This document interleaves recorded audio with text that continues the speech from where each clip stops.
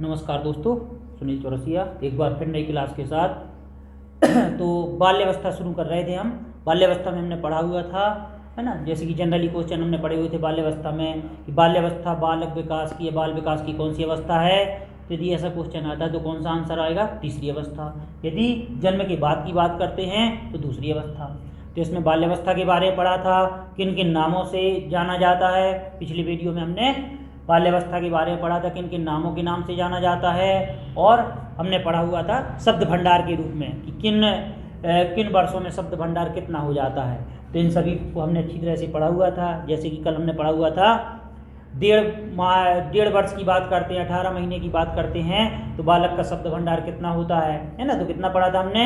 लगभग 10 शब्द। जब 2 वर्ष की बात होगी तो 272, 2.5 वर्ष की बात होगी तो इस प्रकार से हमने पूरी तालिका बनाई हुई थी, पढ़े हुए थे। तो दोस्तों उनको एक बार और अच्छी तरह से देख लेना है, यहाँ से कभी कभी एक क्वेश्चन पूछ लिया जाता है। ठीक है, तो बाल्यावस्था के बारे में हमने किन किन नामों से जाना जाता है इसको हमने पढ़ लिया था अच्छी तरह से।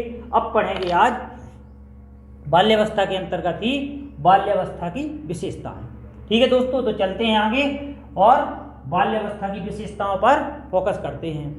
पहले भी हम आपको बता चुके हैं कि जब यहाँ की बात होती है, जो जितनी भी अवस्थाएं हम पढ़ते हैं, 3 अवस्था पढ़ते हैं, शैशवावस्था, बाल्यावस्था और किशोरावस्था।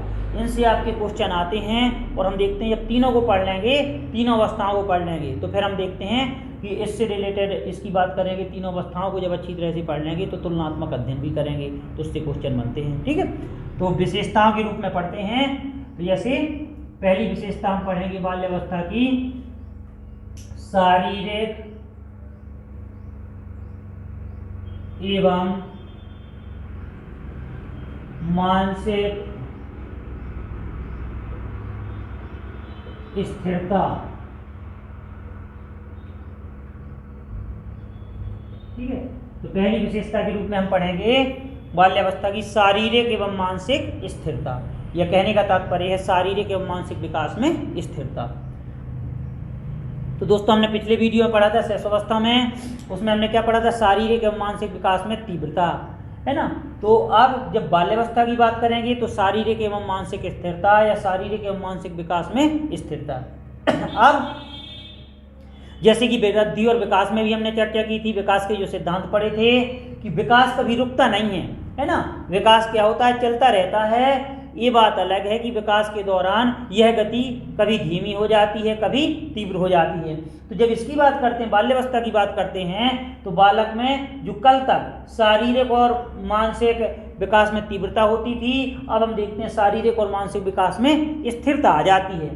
अब दोस्तों आपको लग रहा होगा स्थिरता से मतलब रुकने से है, तो यहाँ ठहराव नहीं आता है, रुकावट नहीं आती है। जबकि हम देखते हैं जैसे जैसे बालक बड़ा होता जाता है, बाल्यावस्था में जाता है, तो उसकी हड्डियों का गठन होता है, हड्डियों और मांसपेशियों में हार्डनेस आने लगती है, मजबूती आने लगती है। तो जिससे हम देखते हैं स्थिरता बोल देते हैं। यानी शारीरिक की बात करें, हड्डियां और मांसपेशियां क्या होती हैं? उनका गठन होने लगता है, मजबूत होने लगती हैं, हार्डनेस आने लगती है, मजबूती आने लगती है। मानसिक शक्तियों की बात करते हैं तो जो बच्चा बहुत ज़्यादा बातूनी होता है वो धीरे धीरे उसकी बात हम देखते हैं चंचलता क्या होने लगती है? कम होने लगती है। यानी इसे बोलते हैं शारीरिक और मानसिक स्थिरता। जैसे आप पढ़ते हो, क्वेश्चन आ जाता है कि बालक की बात करते हैं तो हम देखते हैं कि हड्डियों की बात करते हैं। हड्डियां बाल्यावस्था में हड्डियों की संख्या कितनी होती है, या फिर हम देखते हैं किशोरावस्था में हड्डियों की संख्या कितनी होती है। तो हम देखते हैं हड्डियों का क्या होता है? स्थिरीकरण होता जाता है, यानी जुड़ती जाती हैं। जैसे बाल्यावस्था की बात करते हैं तो हड्डियों की संख्या कितनी होती है? 208। जैसे जैसे किशोरावस्था की ओर जाते हैं तो हम देखते हैं 208 की जगह कितनी हो जाती है? 206 हो जाती हैं। जैसे जैसे, है ना, तो हम देखते हैं कि टोटल 206 हो जाती हैं, यानी हड्डियों का। और हम देखते हैं इनमें स्थिरीकरण होता जाता है, यानी विकास की जो गति होती है शैशवावस्था की तुलना में क्या होती जाती है? धीमी हो जाती है। ठीक है, तो यदि आ जाए शारीरिक एवं मानसिक विकास में स्थिरता या शारीरिक एवं मानसिक स्थिरता, तो केवल और केवल किससे संबंधित है? बाल्यावस्था से, है ना। हमने शैशवावस्था में पढ़ा हुआ है शारीरिक और मानसिक विकास में तीव्रता, और इसमें हम पढ़ेंगे शारीरिक एवं मानसिक विकास में स्थिरता या शारीरिक एवं मानसिक स्थिरता। तो यहाँ शारीरिक और मानसिक स्थिरता से तात्पर्य किससे है? हड्डियों का गठन होने लगता है, मांसपेशियों में हड्डियां और मांसपेशियां जो होती हैं मजबूती आने लगती है, हार्डनेस आने लगती है, उसे बोल देते हैं स्थिरता। ठीक है, अब इसके बाद बात करेंगे अगली बात की शारीरिक एवं मानसिक स्थिरता की बात करी। अब हम देखते हैं अगली विशेषता की बात करते हैं। तो मानसिक क्रियाओं में तीव्रता, ठीक है, मानसिक क्रियाओं में तीव्रता, ये भी हम देखते हैं, दूसरी विशेषता हो जाएगी। तो मानसिक क्रियाओं में तीव्रता, अब मानसिक क्रियाओं की बात करते हैं, एक्टिविटीज की बात करते हैं, तो हम देखते हैं या मानसिक क्रियाओं में तीव्रता यानी हम देखते हैं बालक क्या होता है, तर्क करने लगता है, चिंतन करने लगता है। तो मानसिक क्रियाओं की जो तीव्रता होती है उसमें तीव्रता होती है मानसिक क्रियाओं में, सोचने समझने में, तर्क करने, चिंतन करने, इन सभी क्रियाओं में हम देखते हैं कि पर्याप्त तीव्रता आ जाती है। ठीक है, तो जब यदि बात होगी शारीरिक और मानसिक तो स्थिरता है, लेकिन मानसिक क्रियाओं की बात करते हैं, सोचने समझने तर्क करने, इन सभी क्रियाओं में क्या आ जाती है, तीव्रता आ जाती है। ठीक है, अगला पॉइंट पढ़ेंगे जिज्ञासा की प्रबलता। अब देखिए दोस्तों, हमने शैशवावस्था में भी चर्चा की थी, जिज्ञासा हम देखते हैं प्रत्येक अवस्था से संबंधित है, लेकिन सभी की बात होगी तो थोड़ी अंतर होता है। और जैसे शैशवावस्था में हमने पढ़ा था कि बालक जिज्ञासु होता है, बिल्कुल, अब इसमें भी हम पढ़ते हैं जिज्ञासा की प्रबलता होती है। यानी शैशवावस्था में हम देखते हैं जो बालक जिज्ञासु होता है, जिज्ञासा मीन्स किसी विषय वस्तु को जानने की इच्छा। तो शैशवावस्था की बात करते हैं तो शैशवावस्था में बालक के जो क्वेश्चन होते हैं किस पर आधारित होते हैं, क्या पर, यही हमने चर्चा की थी कि भैया ये क्या है, मम्मी ये क्या है, पिताजी ये क्या है, यानी जितने भी उसके क्वेश्चन होते हैं, जिज्ञासा प्रश्न होते हैं, तो क्या पर आधारित होते हैं। लेकिन जैसे जैसे बालक बड़ा होता जाता है तो उसकी जिज्ञासा की प्रबलता यानी उसके जो जिज्ञासु प्रश्न होते हैं वो बदलते जाते हैं। और बाल्यावस्था की बात करते हैं तो ये क्वेश्चन जो होते हैं वो किस में बदल जाते हैं, क्यों और कैसे। ठीक है, तो दोस्तों जो बालक की जिज्ञासा प्रश्न होते हैं किस में बदल जाते हैं, क्यों और कैसे में बदल जाते हैं, जो कि कल तक क्या हुआ करते थे, क्या पर आधारित क्वेश्चन करता था। तो देखिए, जब भी यदि आ जाए कि बालक क्या पर आधारित क्वेश्चन करने लगता है तो उसका आंसर होगा शैशवावस्था। लेकिन आ जाए क्यों और कैसे पर आधारित क्वेश्चन करने लगता है तो हम देखते हैं किसकी बात हो जाएगी, फिर बाल्यावस्था की बात हो जाएगी, है ना। जैसा कि हम पढ़ते हैं कि बालक तर्क चिंतन करने लगता है, तो यहाँ तर्क की बात होती है। जैसे अभी हम पढ़ेंगे जीन पियाजे की अवस्थाएं भी पढ़ेंगे, तो कौन सी अवस्था तर्क चिंतन से रिलेटेड है, तो यहाँ हम बात कर रहे हैं तो हम देखते हैं जिज्ञासा की प्रबलता, यानी बालक क्यों और कैसे पर आधारित क्वेश्चन करने लगता है तो बाल्यावस्था। फिर वहाँ शैशवावस्था नहीं रह जाएगा, फिर वहाँ क्या हो जाएगा, बाल्यावस्था। अब शैशवावस्था में हमने क्या पढ़ा हुआ था, हमने शैशवावस्था में पढ़ा हुआ था कि पर निर्भरता की भावना, यानी बालक जो होता है अपने प्रत्येक कार्य के लिए दूसरों पर निर्भर रहता है। अब यहाँ क्या पढ़ेंगे, यहाँ हम पढ़ेंगे उसका उल्टा, आत्मनिर्भरता। ठीक है, आत्मनिर्भरता की भावना का विकास।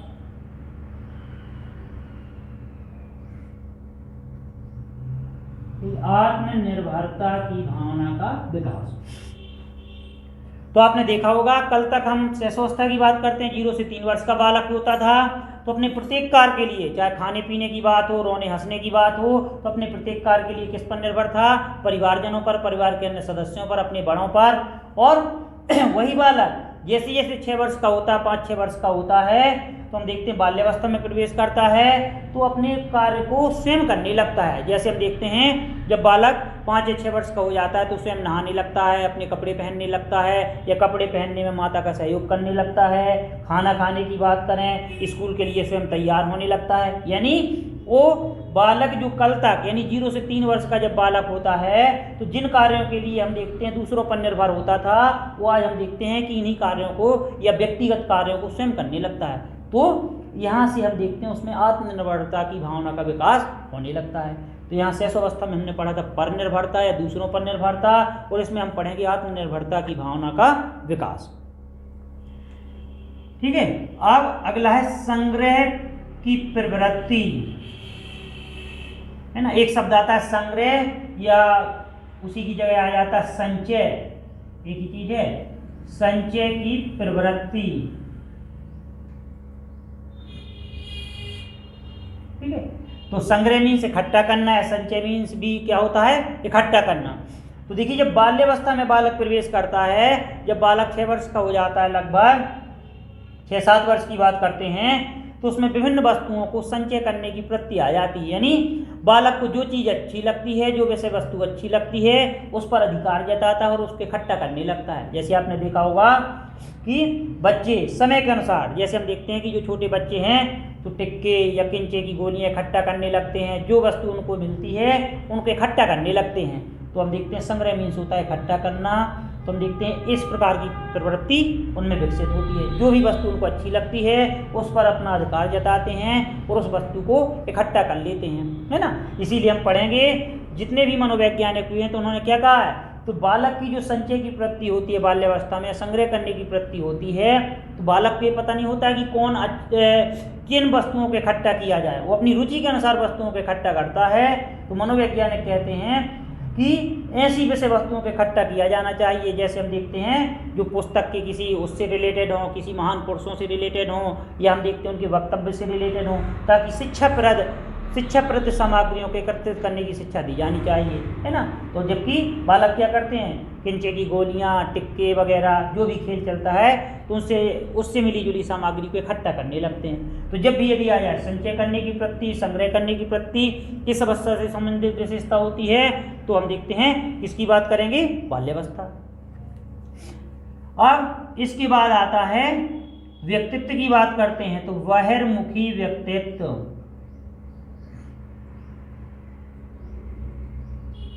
बहिर्मुखी व्यक्तित्व। अब हमने देखिए बात की थी कि जो शैशवावस्था में होता है बालक कल्पनात्मक होता है और उसका व्यक्तित्व क्या होता है, अंतर्मुखी। तो एक शब्द आता है अंतर्मुखी और एक होता है बहिर्मुखी। इनका अर्थ देख सकते हैं। अंतर्मुखी मीन्स होता है अपने आप में सीमित रहना, और बहिर्मुखी होता है बाहरी तत्वों की ओर रुझान रखना। नहीं आया समझ में?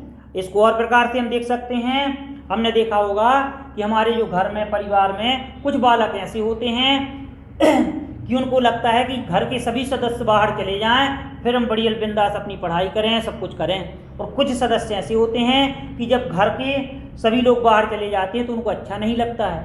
यानी आपने देखा होगा कि हमारे भाई बहन कुछ ऐसे होते हैं कि जो दिन भर घर से बाहर निकलते रहते हैं, और कुछ भाई बहन ऐसे होते हैं कि घर से बाहर जाते ही नहीं हैं। तो हम देखते हैं उन्हें अपने ही में रुझान होता है, अपने में ही लगाव होता है। यानी जो परिवार, जो हम देखते हैं कि बाहरी मित्रों के प्रति या बाहरी वातावरण के प्रति जिनका रुझान कम होता है वो सब कहलाते हैं अंतर्मुखी। और बहिर्मुखी क्या होते हैं, जो मिलनसार होते हैं, और हम देखते हैं समाजी होता है, समाज के प्रति अपना रुझान रखते हैं, है ना। आपने देखा होगा कई बार कि जब हम मार्केट में जाते हैं तो यदि हमारा कोई दोस्त मिलता है तो दोस्त दो प्रकार के होते हैं। कुछ दोस्त ऐसे होते हैं कि अपने मित्र को देखकर नजरें चुराते हैं, इग्नोर कर देते हैं कि दोस्त हमें देख ना पाए, यानी वो क्या कहलाते हैं, अंतर्मुखी प्रतिभा वाले होते हैं। और कुछ दोस्त ऐसे होते हैं कि दोस्त हमें देख भी नहीं पाता और उसको बुलाते हैं कि हेलो कहाँ जा रहे हो, है ना। क्यों? क्योंकि वो मिलनसार होते हैं। तो बहिर्मुखी मीन्स होता है बाहरी तत्वों की ओर झुकाव रखना, और अंतर्मुखी होता है अपने आप में लीन। तो हम देखते हैं जब भी यहाँ बात करेंगे तो बाल्यावस्था में हम देखते हैं कि बालक क्या हो जाता है, मित्रवत होने लगता है ना। उसका दायरा बढ़ता है, सामाजिक दायरा बढ़ता है, और हम देखते हैं नए नए मित्र मिलते हैं। तो हम देखते हैं उसका बाहरी तत्वों की ओर झुकाव ज़्यादा हो जाता है, और वो जानने लगता है कि जिस संसार के बारे में हमने सुना था उसके बारे में जल्दी से जल्दी जानकारी प्राप्त कर लें। तो जब भी यदि बहिर्मुखी व्यक्तित्व की बात होगी तो किससे संबंधित है, बाल्यावस्था से शुरू हो जाता है। शैशवावस्था की बात करते हैं तो अंतर्मुखी रहता है, ठीक है। तो इसमें ये वाला हो जाएगा। अगला है रचनात्मकता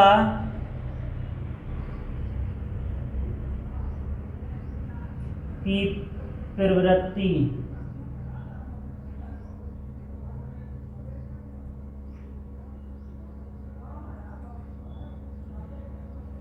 रचनात्मकता की प्रवृत्ति, रचनात्मकता की प्रवृत्ति। अब देखिए रचनात्मकता की बात करते हैं तो बाल्यावस्था में हम देखते हैं, बालकों की बात करते हैं तो उनमें रचनात्मक प्रवृत्ति आ जाती है। रचनात्मकता से किसी भी विषय वस्तु का सृजन करने लगते हैं, निर्माण करने लगते हैं। जैसे आपने देखा होगा जो बच्चे होते हैं 6-7 वर्ष के, 8 वर्ष के, तो हम देखते हैं मिट्टी से ही विभिन्न प्रकार के उपकरणों का निर्माण करने लगते हैं। आपने देखा होगा कि बालक मोहल्ले में खेलते हैं तो मिट्टी से विभिन्न प्रकार के उपकरण बनाने लगते हैं, ट्रैक्टर बनाते हैं, कुछ भी बनाते हैं। या बालिकाओं की बात करते हैं तो बालिकाएं जो होती हैं इस उम्र में बाल्यावस्था में हम देखते हैं 9 वर्ष की बालिकाएं, 8 वर्ष की बालिकाएं, तो हम देखते हैं गुड्डा गुड़ियों के लिए कपड़े इकट्ठा करने लगती हैं, सिलने लगती हैं, इन कामों को करने लगती हैं। तो यहाँ बोलते हैं रचनात्मकता की प्रवृत्ति। आपने देखा होगा कि उनको बाहरी कामों की ओर रुझान रहने लगता है क्योंकि उनका व्यक्तित्व क्या हो जाता है, बहिर्मुखी। और हम देखते हैं जैसे पिताजी जा रहे हैं तो उनके साथ में उनको लगता है कि चलो हम खेत में चले जाएं, उनके साथ में पानी लगवाएं या ये करवाएं, तो कोई भी विषय वस्तु का निर्माण करने लगते हैं, यानी रचनात्मकता की प्रवृत्ति विकसित होने लगती है ना। एक शब्द जैसे हमने पढ़ा व्यक्तित्व, व्यक्तित्व जिसे इंग्लिश में बोलते हैं पर्सनालिटी। तो व्यक्तित्व से तात्पर्य क्या होता है, हमारे शारीरिक गठन से, शारीरिक ढांचा से, पहनावा से। तो हम देखते हैं ये सब क्या कहलाता है, व्यक्तित्व। इसको हम पढ़ेंगे अगले चैप्टर के रूप में भी, ठीक है। तो अगला हमने पढ़ा रचनात्मकता की प्रवृत्ति, तो यहाँ हम देखते हैं रचनात्मकता की प्रवृत्ति भी विकसित होने लगती है। अब क्वेश्चन आ जाता है कभी कभी, सामाजिकता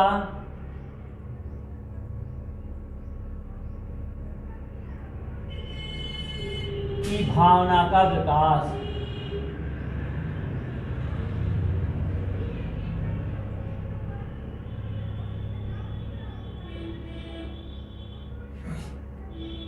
सामाजिकता की भावना का विकास किस अवस्था से संबंधित है, तो हम देखते हैं बाल्यावस्था से संबंधित है। लेकिन यदि आ जाए कि सामाजिकता का विकास होने लगता है तो बाल्यावस्था।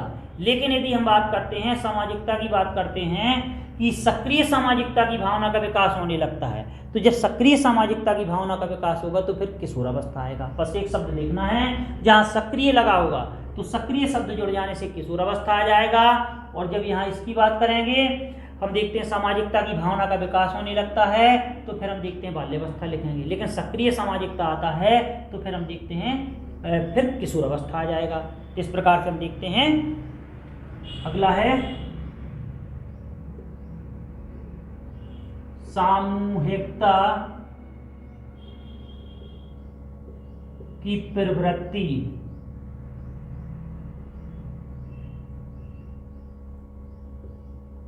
तो सामूहिकता की प्रवृत्ति ये भी हम देखते हैं बाल्यावस्था में विकसित होने लगती है। पढ़ा है हमने, टोली की आयु किसे कहा जाता है, तो बाल्यावस्था को। यानी बालक हम देखते हैं इस अवस्था में समूह में रहने लगता है ना। और मनोवैज्ञानिक कहते हैं बाल्यावस्था में लगभग जब बालक 9 वर्ष का हो जाता है तो हम देखते हैं किसी न किसी समूह का या टोली का सदस्य हो जाता है। इस प्रकार से हम देखते हैं इसमें सामूहिकता की प्रवृत्ति का विकास होने लगता है। अब हमने पढ़ा हुआ है, शैशवावस्था में पढ़ा हुआ था कि नैतिकता का अभाव। नैतिकता का अभाव, नैतिकता मीन्स क्या होता है, अच्छे बुरे का ज्ञान। तो उसमें नैतिकता का अभाव होता है। लेकिन हम देखते हैं इसमें क्या होने लगता है, नैतिकता का होना या नैतिक गुणों का विकास।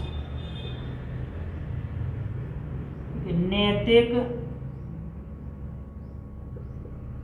गुणों का विकास, नैतिक गुणों का विकास। हम नैतिक एक शब्द आया तो नैतिक मीन्स होता है अच्छे बुरे का ज्ञान। तो जैसे जैसे बालक बाल्यावस्था में आता है तो कल तक उसे शैशवावस्था में ज्ञान नहीं होता है कि मैं जो कार्य करने जा रहा हूँ वो अच्छा है या बुरा है, उसका धीरे धीरे ज्ञान होने लगता है। यानी बालक में नैतिक गुणों का विकास होने लगता है। ठीक है, तो हम देखते हैं नैतिक गुणों का विकास, ये भी हम देखते हैं बाल्यावस्था की बात होगी तो नैतिक गुणों का विकास इसमें होने लगता है, जो कि कल तक शिशु ये नहीं जानता था कि अच्छा क्या है बुरा क्या है। ठीक है, अगला है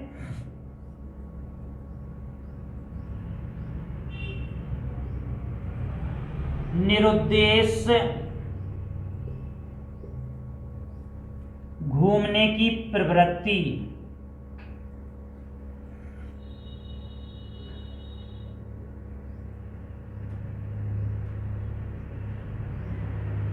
निरुद्देश्य घूमने की प्रवृत्ति, तो कल भी हमने चर्चा की थी कि जो बालक होता है तो बाल्यावस्था में हम देखते हैं वो बिना किसी उद्देश्य के इधर उधर घूमने लगता है। क्यों? क्योंकि हम देखते हैं बाल्यावस्था में उसमें कौन सी व्यक्तित्व का विकास हो जाता है, बहिर्मुखी व्यक्तित्व का। और हम देखते हैं मनोवैज्ञानिक कहते हैं कि बाल्यावस्था के मतलब मध्य में, यानी लगभग बालक जब 9 वर्ष का हो जाता है तो हम देखते हैं वो बिना बताए विद्यालय से भागने लगता है, या हम देखते हैं घर से यहाँ वहाँ मतलब अनावश्यक उसे स्वयं पता नहीं होता है कि मैं करने का क्या जा रहा हूँ, है ना। तो हम देखते हैं निरुद्देश घूमने की प्रवृत्ति पाई जाती है। हम देखते हैं कि जो 9 वर्ष का बालक होता है तो स्कूल से आते ही हम देखते हैं तालाब की ओर चला जाता है दोस्तों के साथ और नहाने लगता है बिना बताए, है ना, या फिर मोहल्ले में घूमने लगता है। तो इस प्रकार हम देखते हैं उनके घूमने का कोई सार्थक उद्देश्य नहीं होता है और हम देखते हैं इस प्रकार उनमें निरुद्देश घूमने यानी आवारा घूमने की प्रवृत्ति विकसित होने लगती है। कौन सी अवस्था में? बाल्यावस्था में। तो आ जाता है दोस्तों की निरुद्देश घूमने की प्रवृत्ति किस अवस्था से संबंधित है? तो हम देखते हैं बाल्यावस्था से। मान लो गर्मियों का सीजन चल रहा है तो बालक इकट्ठे होते हैं, आम के पेड़ के नीचे पत्थर मार रहे होते हैं, है ना। तो ये सब क्या है? उनके घूमने का कोई निश्चित उद्देश्य नहीं होता है, जिसे बोलते हैं निरुद्देश घूमने की प्रवृत्ति। तो किस अवस्था से संबंधित है? तो ये भी हम देखते हैं बाल्यावस्था से संबंधित हो जाएगी, है ना। अगला देख सकते हैं इसमें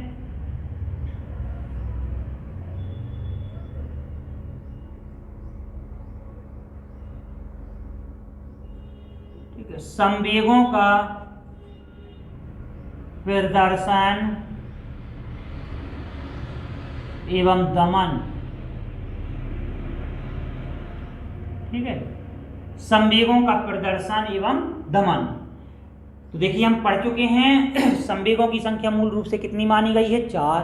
भय, क्रोध, प्रेम, पीड़ा। और हम देखते हैं जब भी यदि बात हो जाएगी, जब भी यदि क्वेश्चन आ जाए कि शिशु में जन्मजात संवेग होता है तो जन्मजात कोई संवेग नहीं होता है। और हम देखते हैं जन्म के समय शिशु में केवल उत्तेजना होती है, लेकिन बालक जब लगभग 2 वर्ष का हो जाता है तो उसमें मुख्य रूप से 4 संवेग आ जाते हैं: भय, क्रोध, प्रेम, पीड़ा। अब संवेगों का प्रदर्शन एवं दमन।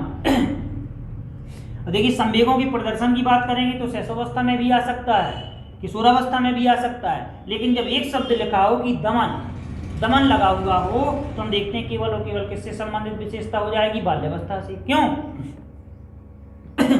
अब बाल्यावस्था में जो बालक होता है 6, 7, 8 वर्ष के बालक की बात करते हैं, 9 वर्ष के बालक की बात करते हैं, तो हम देखते हैं कि बालक संवेगों का प्रदर्शन तो करता है, यानी किसी विषय वस्तु को यदि कोई विषय वस्तु बालक को अच्छी लग जाती है तो उसके लिए रोता है, अपनी बात को मनवाता है और माता पिता से, गार्जियंस से उस वस्तु को दिलाने के लिए कहता है। लेकिन जब यदि उसके माता पिता उस वस्तु को देने से मना करते हैं तो हम देखते हैं वो अपने संवेगों का यानी अपने क्रोध का, है ना, अपने गुस्से का दमन भी कर देता है। और हम देखते हैं वो अनावश्यक चीज़ों के लिए भी रूठ जाता है, विषय वस्तु के लिए रूठ जाता है। तो माता पिता द्वारा समझाइश दिए जाने पर उन अनावश्यक चीज़ों के प्रति जो उसका गुस्सा होता है, जो प्रकट करता है, तो अपने गुस्से को दमन कर देता है ना। जैसे मम्मी पापा से कहता है मम्मी मुझे मोबाइल चाहिए भैया जैसा, और मम्मी पापा बोल देते हैं बेटा अभी तुम बहुत छोटे हो, तुम एक क्लास पास कर लो फिर दिलवाएंगे, और रहने दो भैया गंदे हैं, है ना। तो इस प्रकार से जब हम बात करते हैं तो कभी कभी बच्चा जो होता है संवेग तो उसमें भी होते हैं, तो प्रदर्शन करना जानता है, लेकिन माता पिता द्वारा समझाइश देने पर वो अपने अनावश्यक संवेगों का दमन कर देता है। अर्थात जिन संवेगों का वो प्रदर्शन करता है और माता पिता के द्वारा अनावश्यक बताए जाने के कारण कभी कभी हम देखते हैं उनको दमन कर देता है ना। तो यानी प्रदर्शन भी करता है और दमन भी कर देता है। तो जब भी यदि विशेषता आ जाए संवेगों का प्रदर्शन एवं दमन, तो एक शब्द लिखा हुआ दमन, तो किस अवस्था से संबंधित हो जाएगी? बाल्यावस्था से। क्योंकि देखिए जो शैशवावस्था में होता है तो बालक फिर दमन नहीं करता, वो संवेगों का प्रदर्शन करता है। और जब किशोरावस्था की बात करेंगे तो किशोरावस्था में भी बालक हम देखते हैं संवेगों का प्रदर्शन करता है, उसको दमन नहीं करता है, और अपने जो गार्जियंस होते हैं माता पिता, तो उनसे अपनी बात मनवा कर ही रहता है, या तो फिर दूसरा कृत्य करता है या फिर बात को मनवाता है। लेकिन जब दमन की बात होगी तो केवल और केवल हम देखते हैं किससे रिलेटेड हो जाएगी? बाल्यावस्था से। ठीक है, तो संवेगों की बात होगी, इमोशन की बात होगी, तो मुख्य रूप से कितने होते हैं? 4: भय, क्रोध, प्रेम, पीड़ा। अगला हम देख सकते हैं, अगली विशेषता के रूप में देख सकते हैं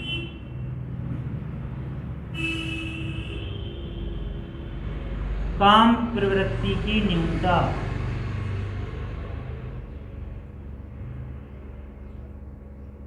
ठीक है, काम प्रवृत्ति की न्यूनता।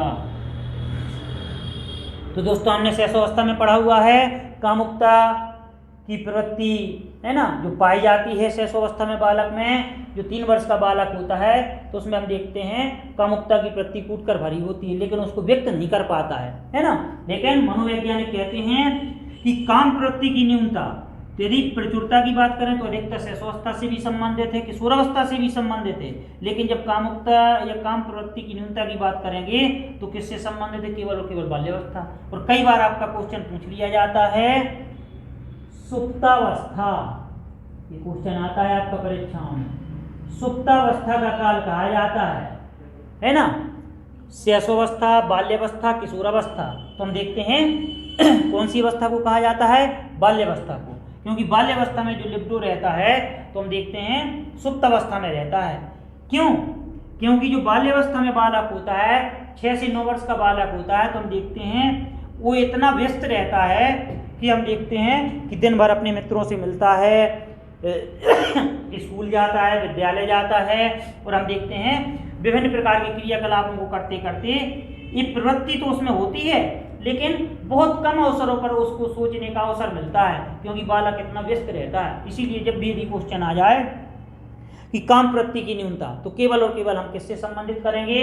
बाल्यावस्था से। कभी कभी दोस्तों क्वेश्चन आ जाता है कि काम प्रवृत्ति की न्यूनता संबंधित है शैशवावस्था से, बाल्यावस्था से, किशोरावस्था से, कोई नहीं। तो हम सोच लेते हैं अरे इतना सरल क्वेश्चन, और हम शैशवावस्था में आंसर लगा देते हैं, जबकि शिशु को भी कामुकता की भावना होती है लेकिन वो व्यक्त नहीं कर पाता है। यहाँ न्यूनता की बात कर रहे हैं, कमी की बात कर रहे हैं, तो केवल और केवल किससे संबंधित है? बाल्यावस्था से। जब भी आपका क्वेश्चन आ जाए सुप्तावस्था का काल कहा जाता है शैशवावस्था को, बाल्यावस्था को, किशोरावस्था को, तो केवल और केवल हम देखते हैं बाल्यावस्था को, है ना? अब इसे हम पढ़ेंगे और डिटेल से पढ़ेंगे। जो फ्रायड हुए हैं, जो हम देखते हैं वेना के फ्रायड थे, मनोवैज्ञानिक फ्रायड, सिगमंड फ्रायड बोलते हैं, तो उन्होंने मनोविश्लेषणवाद को दिया है और मनोविश्लेषणवाद को 5 अवस्थाओं में वर्गीकृत किया है। तो उसमें हम पढ़ते हैं सुप्तावस्था काल को, अच्छी तरह से पढ़ते हैं कि किस युग को माना जाता है। तो जब भी बात होगी तो हम देखते हैं बाल्यावस्था को कहा जाता है ना? जिस प्रकार से हम देखते हैं काम प्रवृत्ति की न्यूनता भी किससे संबंधित है? तो हम देखते हैं बाल्यावस्था से संबंधित। और आ जाता है, जैसे आ जाता है सामूहिक खेलों में रुचि।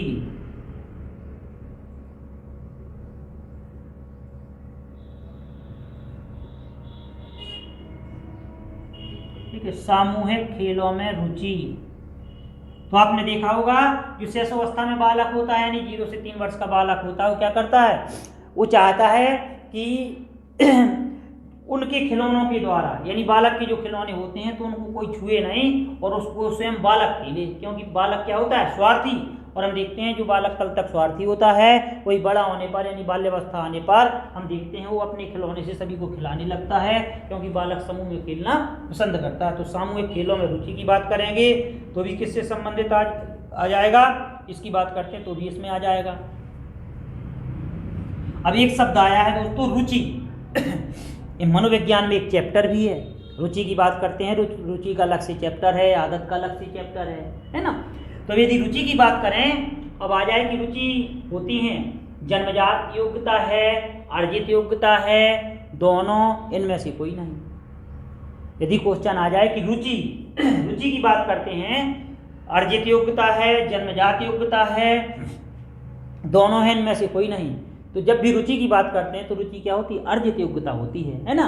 तो जब भी बात करेंगे रुचि, जैसे जैसे मनोविज्ञान कहता है, हम भी अनुभव करते हैं दैनिक जीवन में, जैसे जैसे बालक बड़ा होता जाता है तो उसकी रुचियां क्या होती हैं? बदलती जाती हैं। और रुचियों पर किसका असर पड़ता है? हमारे एनवायरनमेंट का भी असर पड़ता है ना?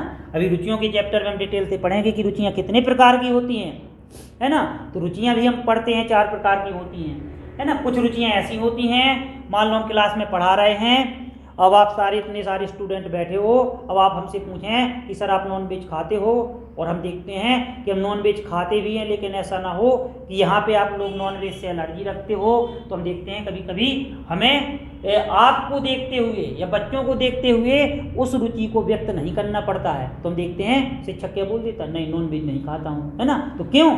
ये हम देखते हैं हमारे अंदर कुछ और है लेकिन हम व्यक्त कुछ और कर रहे हैं। इस प्रकार से रुचि जो होती हैं वातावरण के अनुसार बदलती रहती हैं, हमारे संगी साथियों का भी उसमें असर होता है, जिस प्रकार के एनवायरनमेंट में रहते हैं उस प्रकार से हमारी रुचियाँ होती जाती हैं, बदलती जाती हैं। और हम देखते हैं इसलिए रुचियाँ क्या होती हैं? जन्मजात नहीं होती, जबकि वातावरण से अर्जित करते हैं। हम गांव में रहते हैं तो हमारा पहनावा अलग होता है, जब हम शहर के एनवायरनमेंट में जाते हैं तो हमारा पहनावा अलग होता है। यानी जिस प्रकार के एनवायरनमेंट में जाते हैं, जिस प्रकार के वातावरण में जाते हैं तो हमारी रुचियां भी बदलती जाती हैं, है ना। हम खेतों खलिहानों में रहते हैं तो हमारे पहनने का तरीका अलग होता है, कपड़ों के पहनने का तरीका अलग होता है। जब हम देखते हैं ऐसे किसी उसमें इनविटेशन में जाते हैं, कहीं भी जाते हैं तो हम देखते हैं कि हमारा पहनावा अलग होता है। यानी जिस प्रकार के एनवायरनमेंट में जाते हैं तो अपने आप को परिवर्तित करते रहते हैं। अब रुचियां बदलती भी रहती हैं, और लेकिन एक समय ऐसा आता है कि कुछ समय पश्चात हमारी रुचियां क्या हो जाती हैं, सीमित हो जाती हैं। ये कब होती हैं,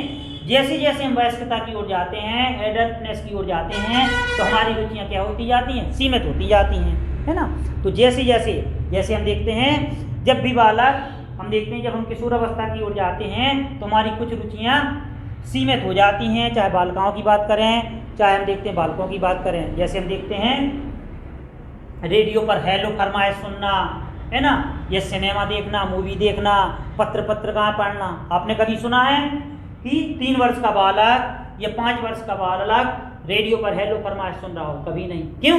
क्योंकि हम देखते हैं रुचियां, हम देखते हैं रुचियां जैसे जैसे हम बड़े होते जाते हैं तो हमारी रुचियां बदलती जाती हैं। और आपने देखा होगा कि जब भी रेडियो पर हेलो फरमाइश की बात होगी तो कम से कम एज हमारी कितनी हो जाती है, 12-13 वर्ष, यानी किशोरावस्था लग जाती है। तो किशोरावस्था की रुचियां हम देखते हैं अलग होती हैं, और जैसे जैसे हम एज के पड़ाव में जाते हैं तो कुछ रुचियां हमारी सीमित हो जाती हैं, है ना। जैसे लड़कियों की रुचियां, तो लड़कियां हम देखते हैं संगीत में रुचि लेती हैं, या फिर हम देखते हैं कई प्रकार की रुचियां हो सकती हैं। तो दोस्तों हमें देखना है कि रुचि क्या है, जन्मजात योग्यता ना होकर अर्जित योग्यता है। तो ये बाल्यावस्था से संबंधित हमारी विशेषताएं हो गई। क्वेश्चन का शायद आपको पहले ही बता चुका हूँ कि क्वेश्चन किस प्रकार से आते हैं। अब इनमें से कोई 4 ऑप्शन उठा के दे दिए जाएंगे कि निम्नलिखित में से कौन सी बाल्यावस्था से असंबंधित विशेषता है। ये संबंधित नहीं है, संबंधित है। तो हमें दोस्तों कभी कभी हमें क्वेश्चन का आंसर पता होता है लेकिन हम क्वेश्चन का अर्थ नहीं लगा पाते हैं, तो हमें फिर देखना है कि छोटा दिया है, छोटा सा दिया है, यानी नेगेटिविटी और पॉजिटिविटी दी गई है। छोटा यानी नेगेटिविटी दी गई है और छोटा सा यानी पॉजिटिविटी दी गई है। तो इनका भी ख्याल रखा जाता है। कभी कभी क्या होता है, एक्चुअली कोई क्वेश्चन आ जाता है और हम पहले ऑप्शन को देखते हैं और हमें अरे इतना सरल, और फिर हम ये नहीं देखते हैं कि दूसरा तीसरा ऑप्शन भी उसी तरह का है, यानी उपयुक्त सभी या कोई नहीं आ सकता है, लेकिन हम पहले को लगा देते हैं। और जब कभी हम परीक्षा हॉल के बाहर जाते हैं तो हम कैलकुलेट करते हैं और हम देखते हैं अरे शिक्षा मनोविज्ञान तो हमारा बहुत अच्छा गया, 30 नंबर का आया था, और इसमें हमारे पक्के हैं कि 29 नंबर आ जाएंगे। दोस्तों बिल्कुल सभी के साथ ऐसा होता है। जब हम परीक्षा हॉल से जाते हैं और हम 30 नंबर का पेपर दे के आते हैं मनोविज्ञान को और कहते हैं अरे 29 तो कोई नहीं रोक सकता, पुख्ता है। और जब हम दोस्तों से मिलते हैं परीक्षा हॉल के बाहर ही जैसे आते हैं तो दोस्तों से मिलते हैं तो मिलान करते हैं तो हमें ऑटोमेटिक अपने मन से हमारा मन बोलने लगता है कि वास्तव में हमारे 2 क्वेश्चन गलत हो गए, यानी 2 आंसर गलत हैं। अब 29 की जगह कितने बचे, 27 बचे। हमें स्वयं एहसास हो जाता है। अब जब घर जाते हैं तो मिलाते हैं तो फिर हमें लगता है यार ये तो ओवर कॉन्फिडेंस में हम गलत कराए, और फिर हमें लगने लगता है अरे यार अब तो कितने बचे हमारे, 23 बचे। अब फिर हमें लगता है बुरा कि हम तो सोचे थे 29 और 30 आएंगे और 23, तो फिर हम क्वेश्चन पेपर को रख देते हैं। बिल्कुल अब तो जो होगा देखा जाएगा परीक्षा के बाद जब आंसर शीट डल जाएगी। क्यों? तो हम देखते हैं जब हम एक ही विषय वस्तु को कई बार पढ़ लेते हैं, जैसे शिक्षा मनोविज्ञान है, 1 बार पढ़ोगे, 2 बार पढ़ोगे, 3 बार पढ़ोगे, और जब आप बार बार पढ़ लोगे तो हम देखते हैं कि जो इस प्रकार का आपका नजरिया होता है ये कम होता जाता है ना। कोई भी सब्जेक्ट हो, कोई भी आप पेपर दे के आ रहे हो, चाहे पुलिस का पेपर दे के आओ, चाहे पटवारी का, चाहे हम देखते हैं कोई सा भी पेपर एसआई का दे के आओ, वर्ग 3 का पेपर दे के आओ, आप 150 क्वेश्चन दोगे तो 150 क्वेश्चन में 2 या 3 क्वेश्चन ऐसे होंगे जो आपको पता होते हुए भी गलती करके आओगे। और यही जो 2-3 नंबर होते हैं हमारे माइनस और प्लस का कारण बनते हैं, और इसी में हमारा सिलेक्शन रुकता है और जाता है ना। क्यों? अब वो क्यों बढ़ते हैं? जैसे जैसे हम पढ़ लेते हैं। अब जब एक विषय को हम 1 बार पढ़ते हैं, 2 बार पढ़ते हैं, बार बार पढ़ते हैं, तो जो हमारा 2-3 नंबर का क्वेश्चन है या पेपर सेट है, जो पेपर सेट लगाते हैं तो 2-3 नंबर जो ओवर कॉन्फिडेंस में जाते हैं वो हमारे प्लस हो जाते हैं, वही हमारे प्लस पॉइंट हो जाते हैं। दोस्तों जैसे कि आपने देखा होगा क्वेश्चन आ जाता है कई बार कि मीरा, जो कि एक लड़की का नाम है, मीरा परीक्षा भवन में बैठती है, जैसे ही मीरा वर्ग 3 का पेपर देने के लिए परीक्षा भवन में बैठती है तो उसके हाथ कंपने लगते हैं, हाथ पैर कंपने लगते हैं और वह कंपने लगते हैं और पेपर को करने में असहज महसूस करती है। निम्नलिखित कथनों पर विचार कीजिए, कौन सा कथन सही है, मीरा से संबंधित कौन सा कथन सही है।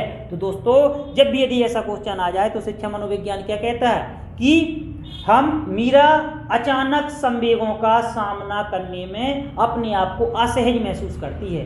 कहने का तात्पर्य होता है कि मान लो हम एक बार किसी विषय वस्तु को पढ़ रहे हैं और एक बार जैसे हम देखते हैं कि आप देखते होंगे कई लोगों के एक दो लोगों के कमेंट्स भी आए थे कि सर एक ही विषय वस्तु के रिपीट कर देते हैं। एक दो कमेंट्स मैंने देखे थे, तो देखिए सर को भी पता है, लेकिन क्यों?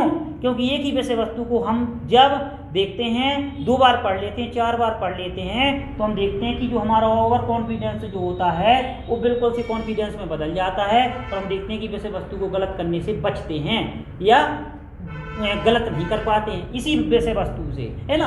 इसीलिए हम देखते हैं शिक्षक को भी पता होता है कि हम देखते हैं कि बहुत सरल चीज़ को मैंने 2 बार बता दिया, लेकिन कभी कभी हम देखते हैं मनोविज्ञान क्या कहता है कि एक ही कक्ष में विभिन्न स्तर के बालक होते हैं और सभी को ध्यान में रखते हुए शिक्षण कार्य कराया जाना चाहिए। तो हमें भी पता होता है कि यहाँ पिछड़े बालक भी बैठे हुए हैं, सामान्य भी बैठे हुए हैं, प्रतिभावान भी बैठे हुए हैं। तो हो सकता है कि कुछ क्वेश्चन को जब रिपीट करता है शिक्षक तो प्रतिभाशाली जो विद्यार्थी होते हैं तो उनको ये लगने लगता है कि सर्वबाहु क्वेश्चन कर रहे हैं, तो उनको भी पता होता है, लेकिन जानबूझ के शिक्षक को बताना पड़ता है कि हम देखते हैं कि विभिन्न प्रतिभा वाले यहाँ पे बालक बैठे हुए हैं। अब मैं दोस्तों क्वेश्चनों को व्हाइट बोर्ड पर करवाने की कोशिश क्यों करता हूँ, है ना। बात ये नहीं है कि समय लग रहा है, लेकिन मैं यहाँ पे इसलिए कर रहा हूँ कि जब आप किसी क्वेश्चन को व्हाइट बोर्ड पर जब टीचर के द्वारा बार बार बताया जाएगा तो जब आप डायरेक्ट परीक्षा में बैठोगे और सिचुएशन आपके सामने होगी तो आपको ये कैलकुलेट होगा कि सर ने इस क्वेश्चन को इस प्रकार से बताया था और हम देखते हैं कि उस क्वेश्चन पर आपकी व्हाइट बोर्ड पर उस समय नज़र गई होगी या जाने की कोशिश करेगी, तो आप उस क्वेश्चन को गलत करने से बचोगे, है ना। तो देखिए हम कहते हैं कोई है तो परीक्षा के पहले कुछ लोग ऐसे होते हैं कि परीक्षा के पहले टारगेट बनाते हैं कि हमें 15 दिन पढ़ना है और 20-20 घंटे पढ़ना है, 1 महीने पढ़ना है, 20-20 घंटे पढ़ना है। और कोई व्यक्ति ऐसा होता है कि जो साल भर पढ़ता है और महज 3 घंटे पढ़ता है। तो 3 घंटे रेगुलर स्टडी ज़्यादा लाभदायक होती है परीक्षा के समय 15 दिन, 1 महीने, 18 घंटे, 20 घंटे पढ़ने से बेहतर। क्यों? क्योंकि जो शिक्षा होती है तो हम देखते हैं कि क्या होती है, रिवाइज पर आधारित होती है और जब तक हमारी कोई वस्तु रूटीन में रहती है, जब तक हमें अच्छी तरह से उसमें याद रहता है और जैसी रूटीन से बाहर निकलती है तो हम देखते हैं रेगुलर स्टडी की बात अलग होती है। इसीलिए हम देखते हैं चाहे शिक्षक हो चाहे हम देखते हैं शिक्षार्थी हो, है ना। जैसे यदि आ जाए, आपने कई बार दोस्तों पढ़ा होगा शिक्षण प्रक्रिया में चर कितने होते हैं, ऐसे क्वेश्चन आते हैं आपके। इसी से रिलेटेड पेडागॉजी जो होती है कि शिक्षण प्रक्रिया में चर कितने होते हैं, तो 3 होते हैं। कौन कौन से? एक तो शिक्षक होता है और एक शिक्षार्थी होता है और एक क्या हो जाएगा, एक की बात करेंगे तो पाठ्यक्रम हो जाएगा। तो जब भी यदि आ जाए कि शिक्षण प्रक्रिया में कितने चर होते हैं, 3, अब भी आ जाएगा सभी, तो प्रयुक्त सभी हो जाएगा इसका आंसर। ठीक है। अब इसको और थोड़ी कठिन पूछ लें तो यदि कह दें कि शिक्षण प्रक्रिया में मुख्य चर माना गया है, तो मुख्य चर किसको माना गया है, शिक्षक को। शिक्षण प्रक्रिया में आश्रित चर माना गया है तो किसको माना गया है, शिक्षार्थी को। और शिक्षण प्रक्रिया में मध्यस्थ चर माना गया है तो पाठ्यक्रम को। अब पाठ्यक्रम को क्यों या मध्यस्थ चर क्यों मानते हैं दोस्तों?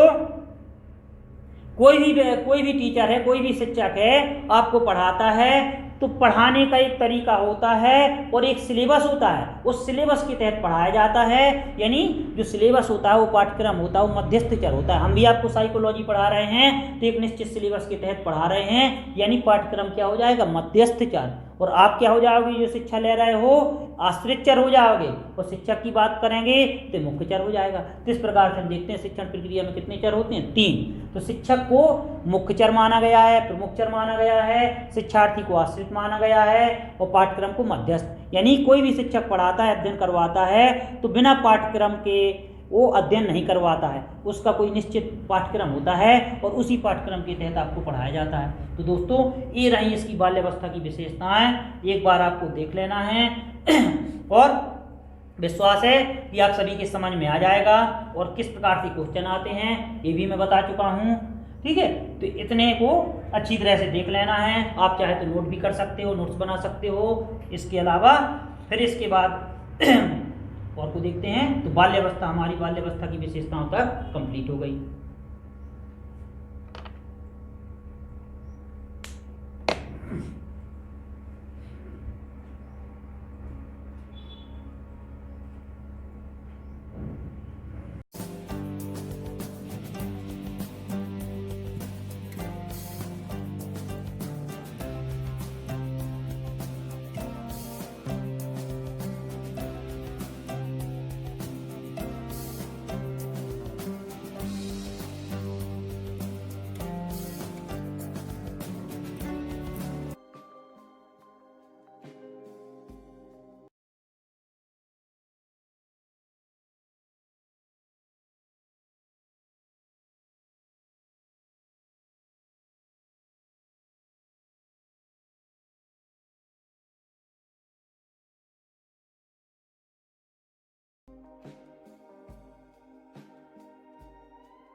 सक्सेसफुल जो सभी एग्जाम को टारगेट करते हुए ध्यान में रखकर ये मिशन चलाया जा रहा है। चाहे आने वाले जितने भी एग्जाम हो, वर्ग 3 महिला सुपरवाइजर, एमपी पुलिस, फॉरेस्ट, पटवारी, सीपीसीटी से रिलेटेड जितने भी एग्जाम है उन सभी को ध्यान में रखकर ये मिशन चलाया जा रहा है। व्हाट्सएप ग्रुप पर स्टडी कराई जा रही है, प्रिपरेशन कराई जा रही है, जिसमें बॉयज़ और गर्ल्स के अलग अलग ग्रुप बनाकर आपकी प्रिपरेशन कराई जा रही है। ग्रुप में आपको time table, strategy, routine, study material, daily and weekly test, guidance, motivation सब कुछ दिया जाएगा। और यहाँ पर ये आप देख सकते हैं अलग अलग ग्रुप बनाए गए हैं, लगभग 22 और आपको ऐड किया जाएगा। तो आप लोग बिना किसी देरी के मैसेज कीजिए और 9981167757 पर आपको ऑडियो मैसेज करना है। व्हाट्सएप से अपना नाम बता देना है, मैं आपको उसी एग्जाम से रिलेटेड ग्रुप में ऐड कर दूंगा। महिलाओं के अलग ग्रुप हैं, पुरुषों के अलग ग्रुप हैं, आप देख सकते हैं।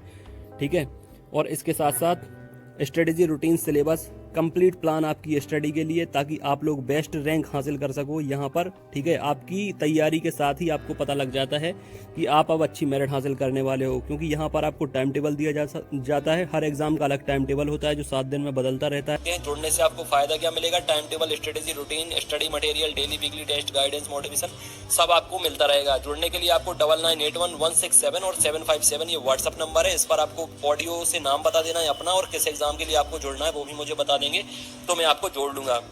सभी एग्जाम की प्रिपरेशन कराई जाती है, सभी एग्जाम की ऑनलाइन ऑफलाइन टेस्ट सीरीज मिलती है, नोट्स मिलते हैं तो आप ले सकते हैं। ये सारा कुछ आप देख सकते हैं।